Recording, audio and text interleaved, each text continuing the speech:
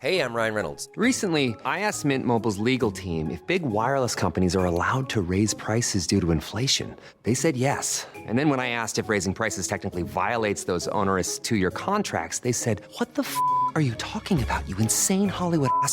So to recap, we're cutting the price of Mint Unlimited from $30 a month to just $15 a month. Give it a try at mintmobile.com/switch. $45 upfront payment equivalent to $15 per month. New customers on first 3-month plan only. Taxes and fees extra. Speed slower above 40 gigabytes. See details.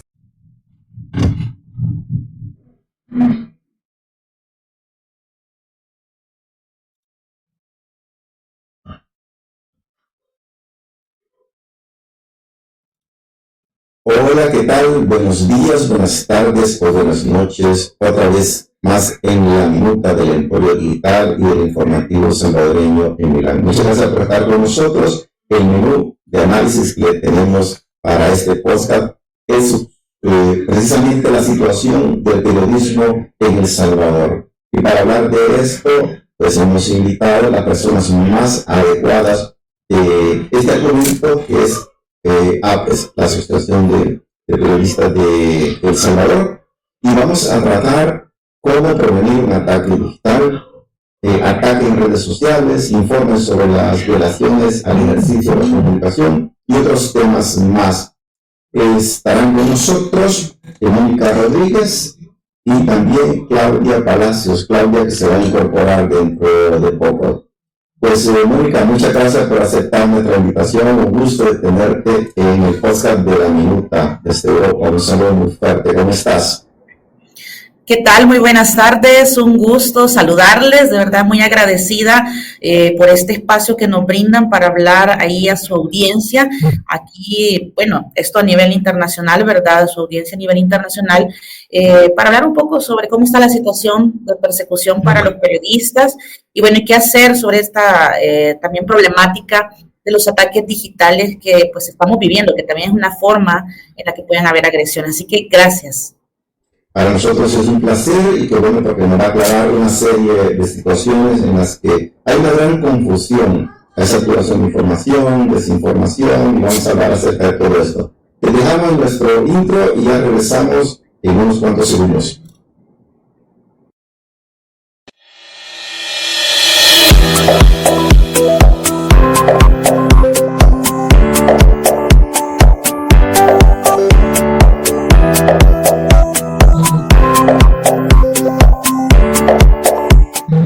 Muy bien, aquí estamos ya listos con este Oscar. Bien, iniciemos por el inicio, Mónica.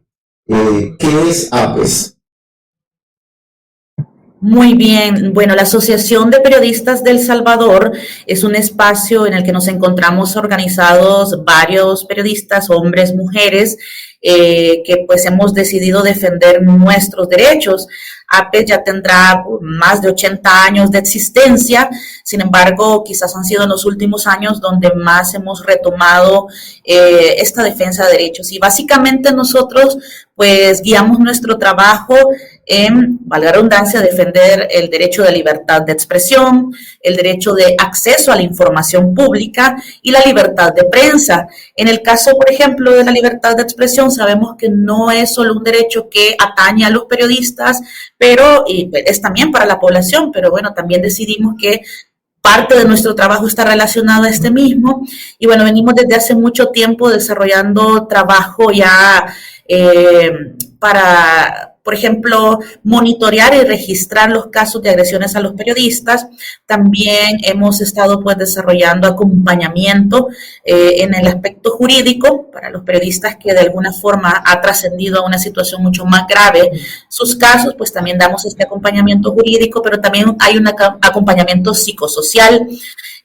Para poder hacer esto, por supuesto, echamos mano de otras organizaciones que son las indicadas para esto, ¿verdad? Realmente nosotros los periodistas a veces se piensan que hacemos un poco de todo, realmente tenemos que tener mucho conocimiento, pero ya digamos en la parte jurídica ya son los abogados que nos han acompañado quienes nos dan asesorías en diferentes ámbitos, tiene que ver con el aspecto laboral, por ejemplo con esto de los ataques digitales también hemos recibido acompañamiento, y bueno, en la parte psicosocial son diferentes organizaciones las que también a nivel nacional e internacional nos han estado acompañando. acompañando.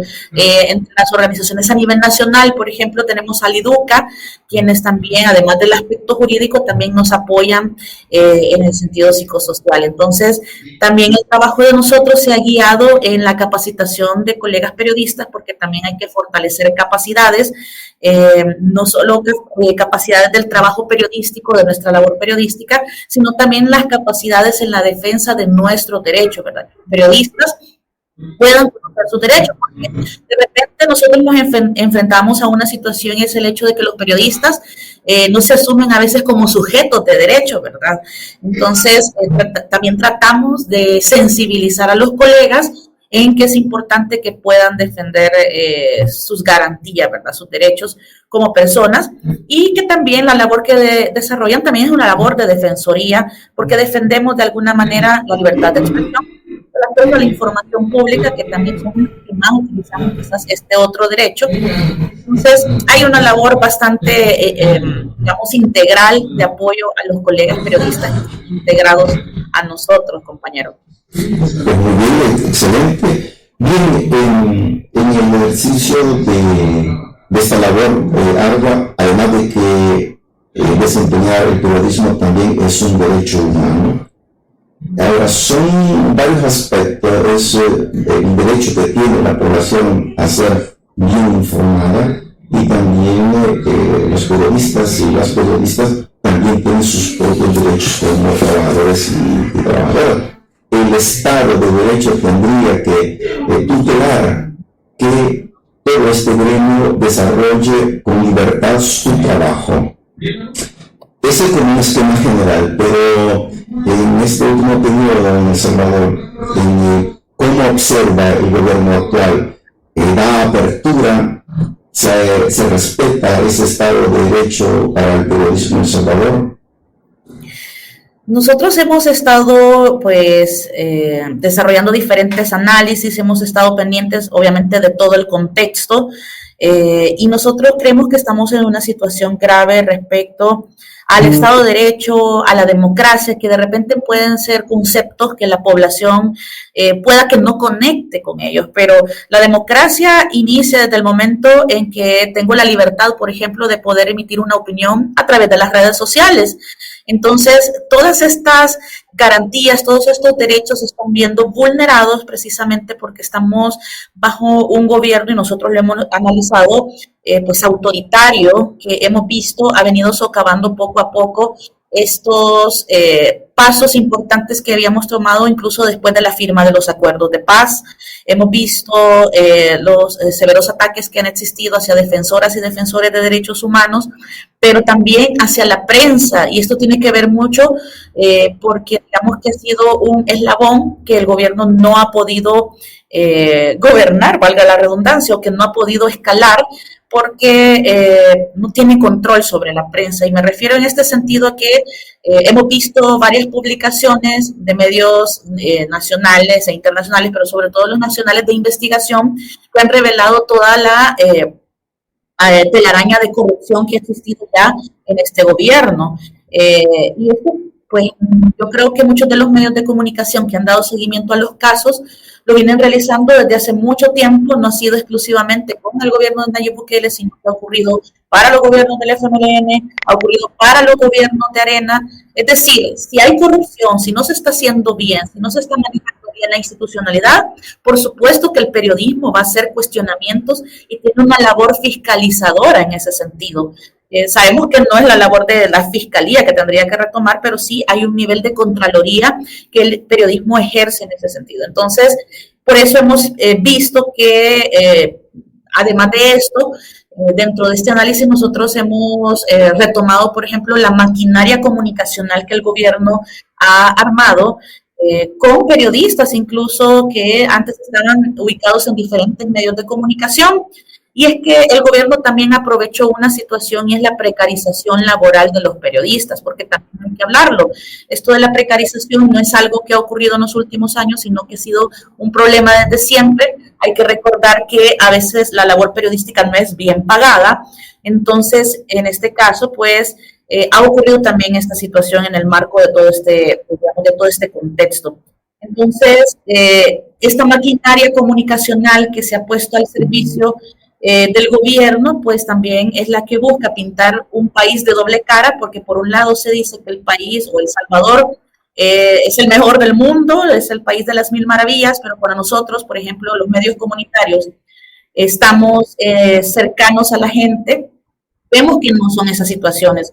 Muchas de las, digamos, de los derechos que debe corresponder al Estado, tener que cumplir o responsabilizarse para la población, no están siendo cumplidos dentro de las comunidades. Entonces, esa labor de contraloría que el periodismo, el buen periodismo ha estado realizando, por supuesto que no le va a gustar al gobierno que se ponga el dedo en la llaga, y sobre todo cuando se exige transparencia y se exige rendición de cuentas por parte de la población, y también en este caso de los periodistas, ¿no? Muchas veces se ha preguntado al Estado qué hace con ciertos fondos, o por ejemplo qué ocurre en la pandemia con los fondos, y vemos que básicamente tampoco hay información. Entonces, por eso precisamente estamos en una situación bastante grave, en donde también se persigue a periodistas, en donde se persigue a medios de comunicación, y esto lleva a otro sinnúmero de cosas que seguramente vamos a seguir platicando también con nuestra compañera Claudia, que se unió por ella a la plática. Muy bien, por supuesto, claro, al poder no le gusta de que se investiguen las cosas, eso siempre es así, todos los gobiernos reaccionan. Me gustó que has dicho un elemento importante, Mónica, que es la democracia. Pues el periodismo también es un elemento de la democracia, porque muchas veces se piensa que democracia es solo ir a votar, y no, incluye muchas áreas, incluso la educación, salud, participación, etc. Bienvenida, Claudia Palacios, un gusto que estés con nosotros en el podcast de la Comunidad. ¿Qué tal, cómo estás? ¿Qué tal? Mucho gusto, gracias por abrir el espacio, disculpen la tardanza. No hay problema, solamente tenemos que pagar el café a todos nosotros después. Sí, acepto la sanción. Muy bien. Yo les diría por algo de que muchos estamos curiosos.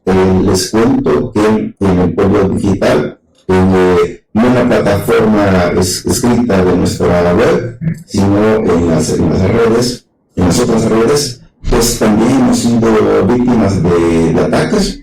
Nos han bloqueado nuestras transmisiones, han bloqueado nuestras señales con alguna plataforma con la que nos comunicamos con nuestros invitados, y ya repetidamente. Estamos tomando evidentemente algunas acciones de autoprotección, pero bueno, esto es bastante preocupante. Yo iniciaría por ese aspecto, porque lo estamos esperando mucho, mis colegas están pendientes también, y es cómo prevenir un ataque digital. Claudia, ¿qué nos puedes decir sobre esto?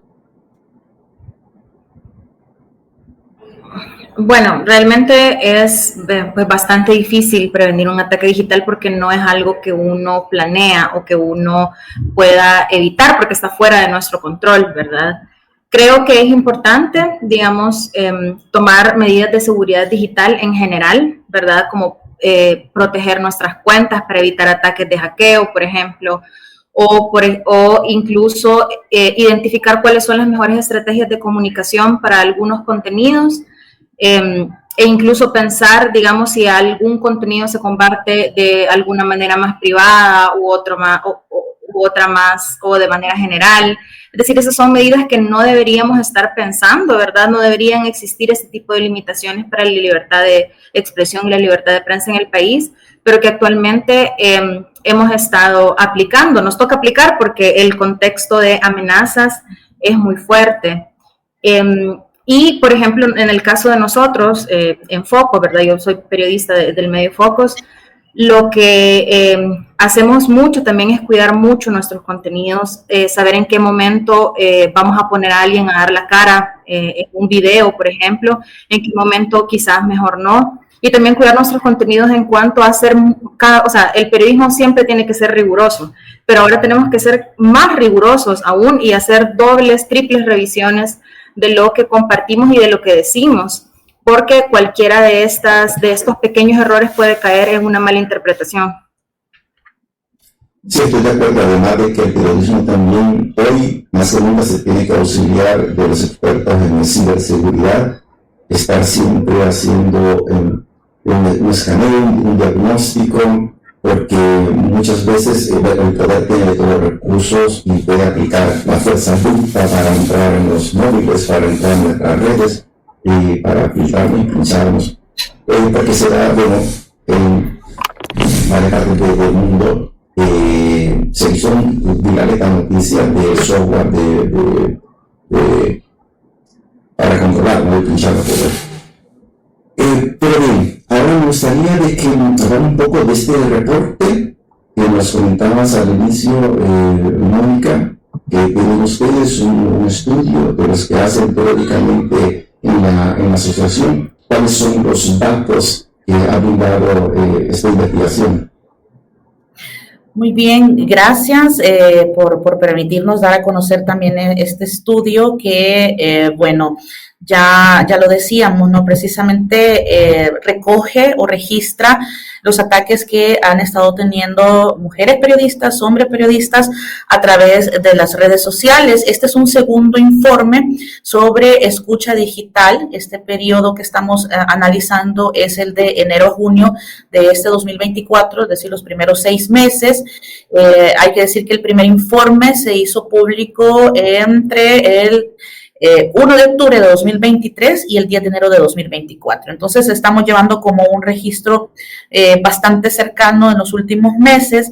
Y bueno, a nivel general, lo que nosotros pretendemos con el estudio o el informe de escucha digital es proporcionar datos estadísticos para analizar uno de los temas que más están distorsionando el libre ejercicio periodístico, que en este caso justamente tiene que ver con los ataques digitales y que en particular se guían sobre todo hacia las mujeres periodistas.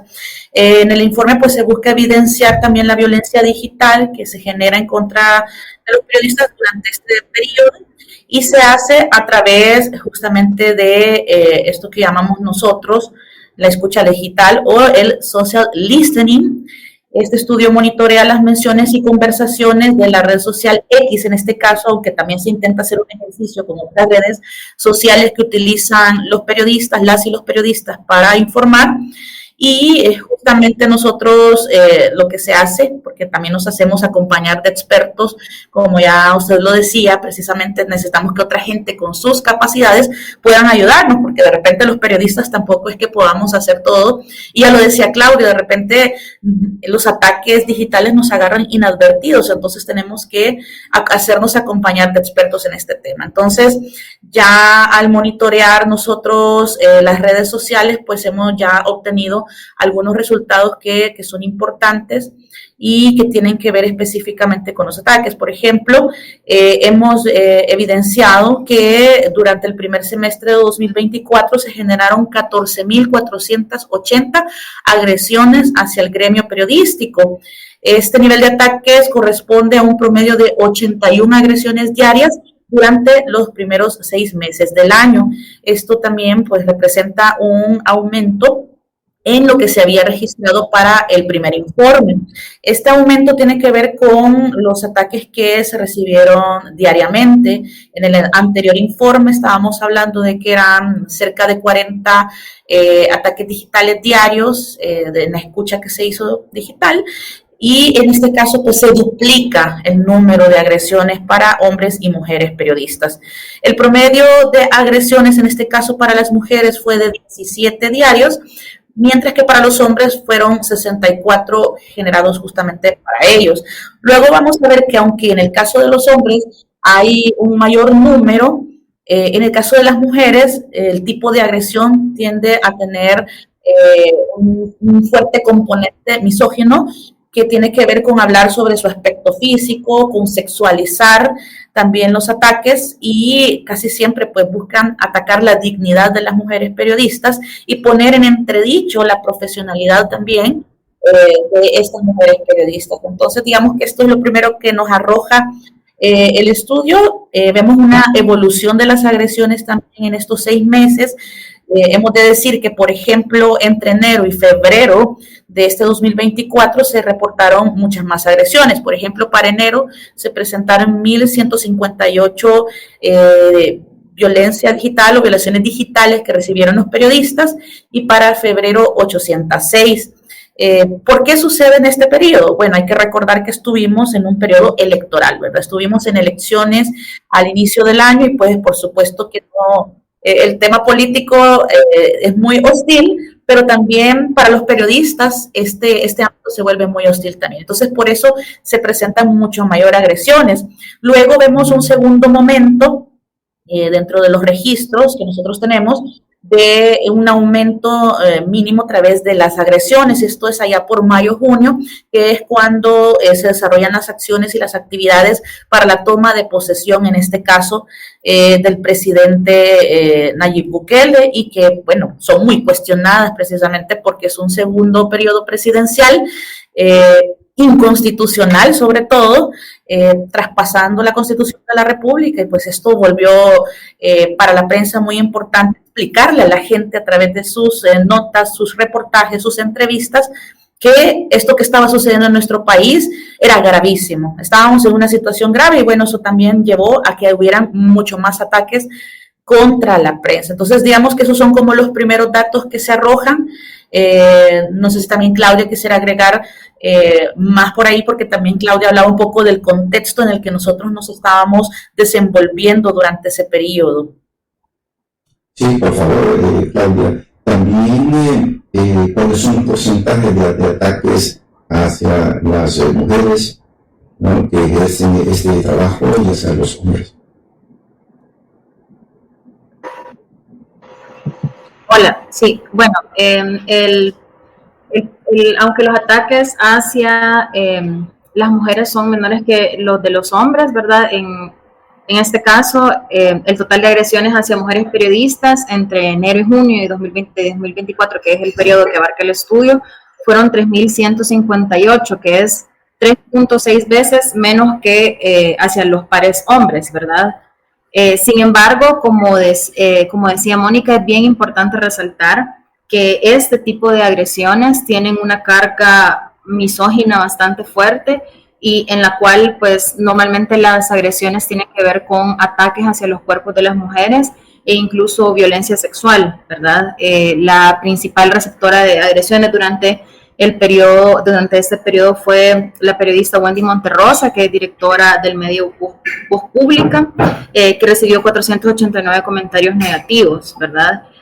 También hay otras periodistas mencionadas: Karen Moreno de revista Factum, Wendy Urbina, Jessica Ábalos, Clancy Rosa, Julia Gabarrete, Angélica Cárcamo, Carolina Maya, Mariana Belloso y Loida Avelar, ¿verdad? Entonces vemos que son mujeres que tienen un perfil bastante público, que están, bueno, en el caso, por ejemplo, me llama la atención, por ejemplo, que incluso si muchas de ellas en los últimos meses, por ejemplo, han bajado su actividad, porque esto es una de las consecuencias que tiene también la agresión digital sobre las personas que son target, ¿verdad?, de estos ataques, pero sobre todo sobre las mujeres, que es el tema de la autocensura, ¿verdad?, el temor a tener presencia digital, a expresarse en estos espacios por ser atacada. Entonces, llama la atención que, por ejemplo, periodistas que han expresado, como Karen Moreno, por ejemplo, quien ha expresado que ella ha disminuido su presencia digital con el objetivo de evitar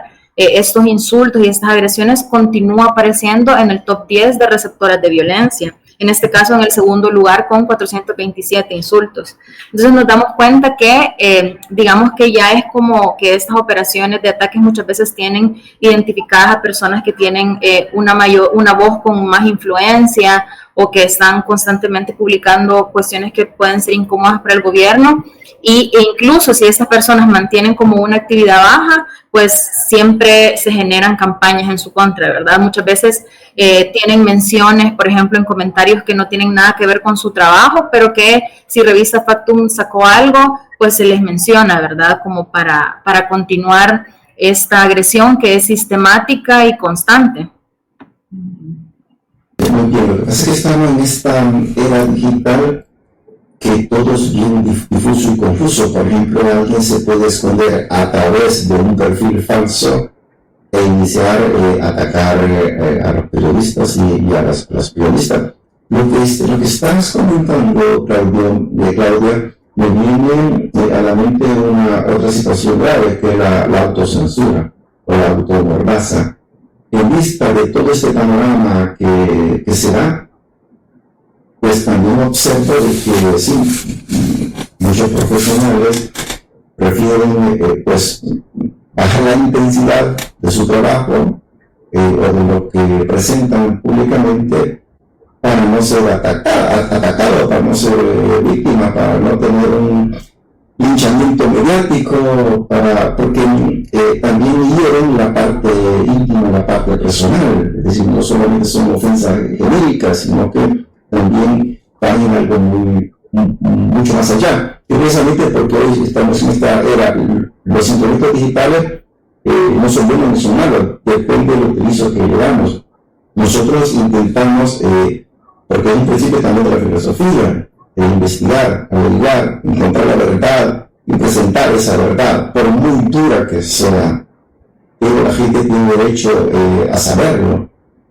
Sin embargo, se encuentra un nudo, porque existe todo un ejército con todos los recursos necesarios, económicos, tecnológicos, instrumentales, que están haciendo la contraparte. Y precisamente, por un lado, meter temor en el periodismo objetivo, y por otro lado, vender otra verdad, su verdad, que al final, siendo masivo, como que se impone. Entonces es una lucha permanente. ¿Ustedes cómo observan esto? Bueno, claro. Sí, definitivamente es, como decíamos, es un contexto difícil, ¿verdad? Para el ejercicio de la profesión en estos momentos.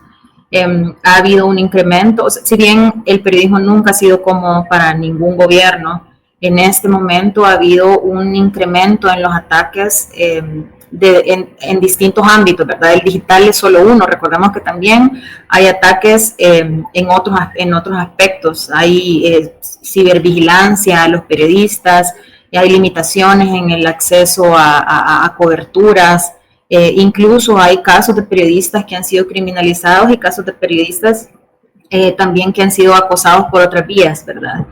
Entonces, es un momento, las redes sociales, digamos, en todo el mundo las redes sociales se han convertido en otro espacio de violencia, ¿verdad? Y de agresión contra periodistas, y especialmente en este gobierno vemos que hay, sobre todo, un traslado, además del debate, una centralización del debate político en este espacio, ¿verdad? En las redes sociales. Y eso es interesante porque lo que vemos dentro que se destaca también en el informe de la APE es que quienes aparecen dentro de los agresores son funcionarios públicos. Hay personas vinculadas al partido oficial, personas que trabajan en función del partido oficial, pero también hay funcionarios públicos.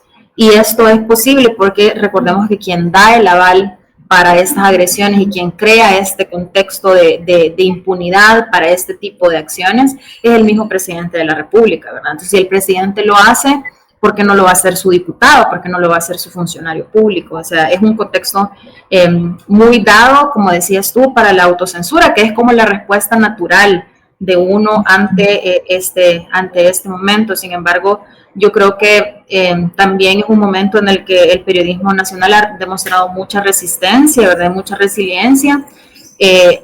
Seguimos haciendo nuestro trabajo, ¿verdad? Si no, no estaríamos aquí hablando de esto, digamos. Cada quien estaría en su casa haciendo otra cosa. Pero creo que es importante mantenernos activos, como decíamos, a lo mejor tomar algunas precauciones para evitar ponernos en riesgo o volvernos vulnerables, pero no podemos parar tampoco, ¿verdad? Nosotros, por ejemplo, aquí en Foco siempre decimos cómo vamos a seguir hasta que nos lo permitan, ¿verdad? Y cuando hemos sentido la necesidad de censurarnos o de cuidarnos con algún material, siempre hemos terminado publicando, nada más que tomando algunas precauciones como para evitar cualquier ataque, ¿verdad? Y entonces creo que eso habla, a pesar del contexto malo en el que estamos, también es un contexto, como decía, en el que el periodismo ha demostrado mucha valentía y también mucho profesionalismo. De igual forma, de acuerdo con lo que nos dice Claudia, yo creo que hay un compromiso desde el periodismo por seguir haciendo buen periodismo y por tener digamos, ese nivel de contraloría, porque si no es por el periodismo también no nos damos cuenta de lo que está ocurriendo con justamente los fondos públicos, por ejemplo, ¿verdad? Que es gracias al periodismo de investigación que también pues se conoce, ¿verdad? Desde las radios comunitarias, en mi caso yo trabajo en una radio comunitaria acá en La Libertad, pues nosotros llevamos y tratamos, y que de hecho hemos hecho trabajo de conjunto con otros compañeros, de quien aprendemos también mucho el tema de investigación, de llevar lo que la gente está pensando en territorio y que es muy diferente a ese país de dos caras que estamos diciendo, ¿verdad? Primero la portada bonita de decir el país de las mil maravillas, un surf city, el país del Bitcoin, pero atrás, ¿qué está sucediendo? La gente está viendo en la canasta básica que no alcanza, con esa canasta básica no nos alcanza el dinero para comprar. Estamos en un nivel de pobreza todavía muy alto y bueno, los diputados ni siquiera dan a conocer, por ejemplo, el salario de sus empleados, ¿verdad? Ni siquiera ese tipo de información, y donde vemos que la concentración del dinero siempre se mantiene en los más ricos. Entonces, a partir de ello, pues justamente existe un compromiso desde el periodismo. Yo solo quería también reforzar también lo que nos decía Claudia, es que estamos viendo las agresiones no solo en el ámbito digital, sino que también el temor de que eso que sucede en el ámbito digital, esa agresividad, todo eso se traslade a un nivel físico, a esta realidad, ¿verdad? Y es que si vemos, por ejemplo, en los datos de APES, tenemos que son 101 casos de agresiones a periodistas que nosotros hemos registrado a través del Centro de Monitoreo de Agresiones contra Periodistas, que es parte también del trabajo que APES está haciendo.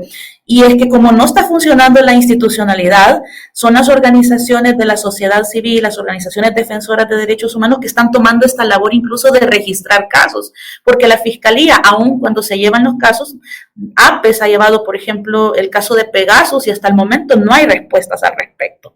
Hemos llevado otro tipo de casos donde se han quebrantado derechos de periodistas y tampoco han habido respuestas hasta el momento. Vemos a un comisionado presidencial por los derechos humanos que dice que no hay periodistas agredidos porque él desconoce o no han llegado a él denuncias, pero nosotros tenemos registros desde 2018 que dan cuenta incluso que no solo este gobierno, ha sido otro gobierno, ya Claudia lo decía, es que este tema no es exclusivo de este gobierno, pero ha sido con mucha más hostilidad actualmente, ¿verdad? Entonces, vemos que estos ataques van desde declaraciones estigmatizantes que provienen de funcionarios, acoso digital, restricciones al ejercicio periodístico, la intimidación, difamación, que siempre están guiadas para desacreditar el trabajo de los periodistas. Y la mayoría de estas agresiones, ¿de quiénes provienen? Bueno, la mayoría vienen de usuarios de las redes sociales que a veces no sabemos si efectivamente son personas, pero que son muy allegadas al gobierno. Y de hecho, en la investigación que se hizo con Escucha Digital da cuenta que la mayoría de agresiones, por ejemplo, que han recibido las mujeres periodistas, provienen de correligionarios de Nuevas Ideas o gente relacionada a Nuevas Ideas, que la mayoría son de aquí de El Salvador, pero que también provienen de afuera, ¿no? Estamos hablando de la diáspora, que también de alguna forma ha sido un espacio en el que el presidente ha tratado de, dar a conocer su información, ¿verdad? La información del país de las maravillas que él dice. Luego tenemos a los funcionarios públicos, empleados públicos, y de ahí, pues, en las redes sociales que, como lo decimos, desconocemos, ¿verdad? Pero en el informe incluso, bueno, nos faltó hablar un poco de los periodistas hombres, que son los que más reciben también agresiones. En este caso ha sido Héctor Silva Ábalos, el fundador de la revista Factum y actualmente periodista freelance, el que más ha recibido ataques, pero ha estado Nelson Rauda, que también es del Faro, Brian Avelar, Edwin Segura, César Faguaga, que también han sido los que más han recibido ataques digitales. Pero fuera de esto, lo que les quiero comentar para que no se nos vaya a escapar esta idea, es que los agresores son usuarios que de repente, bueno, desconocemos, tienen nombres extraños, que también no los tenemos ahí, pero de los perfiles con mayor alcance que ejercen violencia digital, por ejemplo, está la de Walter Araujo, está otra de Laura Pocas, que es una también una persona o una cuenta que ha estado muy allegada a Nuevas Ideas, y La Noticia SB, incluso Natán Bakis, Sociedad Civil. tenemos también identificados a los principales agresores y creo que eso es importante tenerlo registrado porque justamente tampoco las autoridades están retomando esta información, ¿no? Muy bien, chévere todo lo que nos cuentan. Ahora, nuestro socio de aquí, de Emporio Digital, aquí en Milán, el informativo Salvador Milán, escribe: un saludo para nuestras invitadas. ¿Cuál será la postura a corto y a largo plazo de la nueva Junta Directiva de APES? ¿A qué instituciones internacionales se han acercado para solventar los temas de vulneración al ejercicio periodístico? Y luego, ¿cuál es la cifra de periodistas salvadoreños en el exilio por amenazas directas a su seguridad? Aquí, bueno, vamos. Iniciativa con Claudia. Sí. ¿Cuál es la última pregunta nada más? Perdón. Para decir, ¿cuál es la cifra de periodistas salvadoreños en el exilio por amenazas directas a su integridad? Ok. Bueno, respondiendo a la primera pregunta, bueno, como dentro de esta junta directiva de la cual yo formo parte, es bien importante seguir manteniendo, digamos, la denuncia constante sobre las agresiones y las violaciones a los derechos, al derecho de libertad de expresión y de prensa, ¿verdad? Ese es un trabajo que la APES ha venido haciendo desde los últimos años y lo ha hecho muy bien. Parte de este trabajo tiene que ver, por ejemplo, con este registro que precisamente de ahí nace el informe de escucha digital, ¿verdad?, sobre la necesidad que vio la APES de registrar estos casos de agresiones y de poder analizarlos también de manera específica. ¿Por qué es importante registrarlos? Porque esto nos va a permitir poder no solo tener evidencias de los retrocesos, en materia de libertad de prensa y libertad de expresión, sino también poder pensar en medidas de protección y de prevención para los periodistas, ¿verdad? Y es bueno, y también se está dentro de este periodo, ¿verdad? Una de las cosas que se quiere hacer es continuar tecnificando el proceso de registro de denuncias para poder llevarlo a estándares internacionales y entonces poder hacer, como poder ubicarlo también dentro de registros de este tipo que utilizan otros países. La Asociación de Periodistas ha venido hablando, trabajando de la mano con distintas organizaciones como la CIP, ¿verdad?, la Sociedad Interamericana de Prensa, como la FLIP, que es la otra organización de libertad de prensa que trabaja en Sudamérica. Entonces hay un montón de organizaciones con las cuales se han venido trabajando y con las cuales se piensa seguir trabajando para poder no solo mejorando nuestros registros y hacer más investigación sobre los patrones de violencia, sino también, como decíamos, para poder implementar medidas de protección y prevención de los ataques, porque sabemos que este contexto podría agravarse en los siguientes, en este segundo periodo, ¿verdad? Entonces tenemos que estar preparados y a la altura para este desafío. Quizás, compañero, nada más solo para agregar a la pregunta de la cifra de periodistas salvadoreños en el exilio, hasta hace algún tiempito teníamos al menos 11 periodistas que estaban fuera de nuestras fronteras y que ven una amenaza muy grande el estar acá y quizás, bueno, no, porque no podemos mencionar nombres porque precisamente buscamos que se cuide la integridad de estos periodistas, pero muchos, han recibido persecución, intimidación. En algunos casos, en años anteriores, recuerdo que también a una de las periodistas se sustrajo su computadora desde su casa.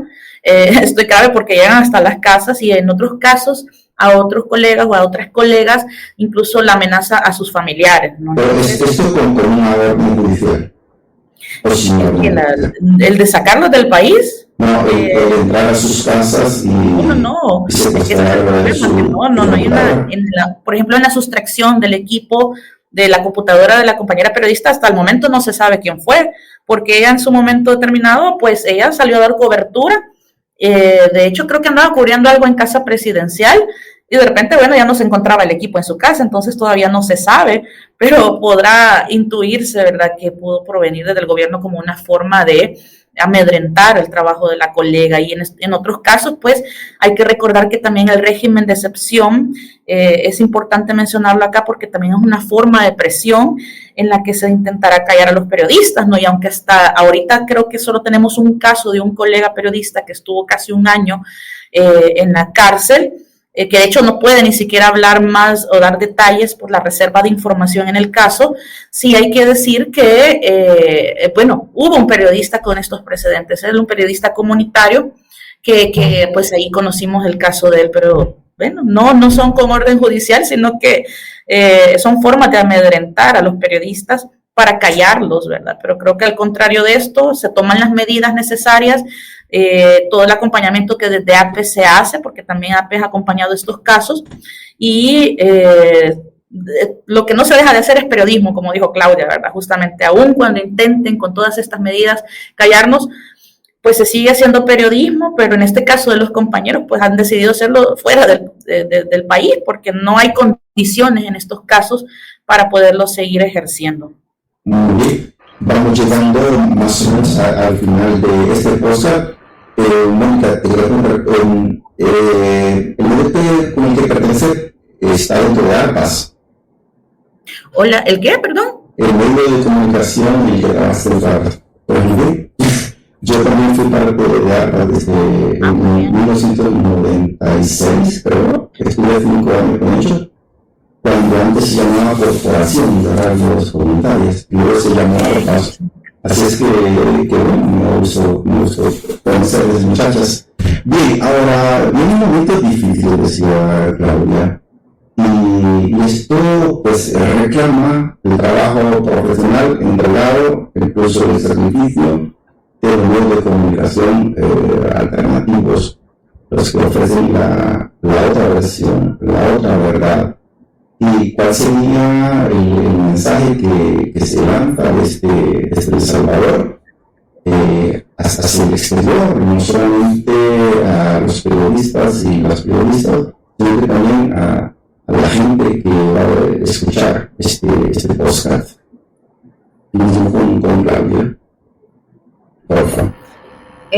Bueno, yo quisiera resaltar la importancia de que todos y todas defendamos la libertad de expresión y de prensa, ¿verdad? No se trata de un derecho que únicamente debería interesarnos a nosotros, las periodistas y los periodistas, sino que realmente es un derecho, son derechos que involucran a toda la población, ¿verdad? Porque en la medida que haya libertad de prensa y que libertad de expresión, la población va a poder tener a la mano información contrastada, ¿verdad? Información que le dé las herramientas para poder tomar decisiones políticas, para poder saber qué es lo que están haciendo sus autoridades con los recursos y con el poder que la misma población les ha otorgado. Digamos que por eso es que el periodismo es un pilar de la democracia. Y si hay, digamos, y si hay ataques hacia el periodismo en este momento que se lo intenta deslegitimar, es porque precisamente hay un interés por parte de las personas en el poder para evitar que este tipo de información llegue a ellos, ¿verdad? Porque no quieren que puedan tomar decisiones informadas y no quieren que se les haga rendir cuentas. Creo yo que en ese sentido es importante que todos y todas colaboremos, ¿verdad?, para defender este derecho, que todas y todas hagamos circular la información también que veamos en medios de comunicación y que desconfiemos sobre todo de aquellas personas que nos quieren obligar a que exista una sola voz en el país y que haya una sola versión de la verdad. Siempre eso es una alerta, ¿verdad?, sobre que debemos tener en cuenta para evitar un auge de más líderes autoritarios o de contextos de censura y de represión en nuestros países. Magnífico, gracias. Yo quizás le diría a las amigas y amigos que se encuentran fuera de nuestras fronteras que traten de buscar la información desde los medios que están realizando investigación. Ya decía Claudia, por ejemplo, está Focus, está El Faro, está Factum, están las radios comunitarias. Hay una diversidad de medios que están comprometidos con un periodismo de calidad. Yo creo que sobre todo eso tiene que ver la población y que busquen esta información. Por supuesto que siempre hay que leer un poco de todo, pero hay que dudar. Nosotros a veces en el periodismo le llamamos el fact-checking, verificación de datos, y nosotros pues también invitamos a la gente que pueda ejercer una labor de verificación de datos, de dudar, como decía Claudia, de cualquier información que de repente tenga un titular por ahí un poco extraño, ¿verdad? Entonces, siempre ver todos los medios que hay a disposición o que hablan sobre el tema, y pues eso es un acto importante, ¿no? Porque así nos estamos informando, aun cuando no estemos dentro del país, pues nos daremos cuenta que están pasando otras situaciones que no se están informando desde los medios oficialistas o desde algunos medios que siguen la línea desde el gobierno. Así que esa sería quizás más que toda la invitación, y nosotros igual también invitarles a que nos sigan a través de APES, ¿verdad? Porque también estamos generando registros y bueno, también a otros periodistas que si están fuera de las fronteras como ustedes, pues aunque estén fuera de las fronteras, por favor, si registran algún ataque digital, algún tipo de agresión, nos lo hagan saber porque nuestro centro de monitoreo lo registrará y veremos de qué forma también podemos apoyar para, pues, en este momento que necesitamos mucha unidad, también a seguir haciendo un buen y mejor periodismo. Excelente, me parece, además de que has puesto el ingrediente lugar, precisamente me invitaron que hiciera una ponencia en esta cosa de la apertura de lo que llaman el mes cívico. Y hablé sobre eso, ¿no? Pero bueno, hoy digamos que iniciamos este proceso de estar con ustedes en El Salvador, junto con nosotros también aquí en la parte de Europa. En realidad es una trinchera, quizás no es la única, pero la que más se atreve a hacer estas cosas aquí en la diáspora salvadoreña en Europa. Bueno, sabemos que Estados Unidos es otra realidad, pero nosotros aquí tenemos estos espacios que hemos creado desde hace 7 años. Bueno, les agradecemos un montón. Espero que nos acompañen en otra ocasión, porque tenemos otros argumentos que tratar con ustedes. Muy amables, muy gentiles. Muchas gracias por el espacio. Muchas gracias y felicidades por el espacio, son importantes. Ok, hasta la próxima. Gracias a los minuteros y las minuteras. Nos vemos hasta el próximo podcast.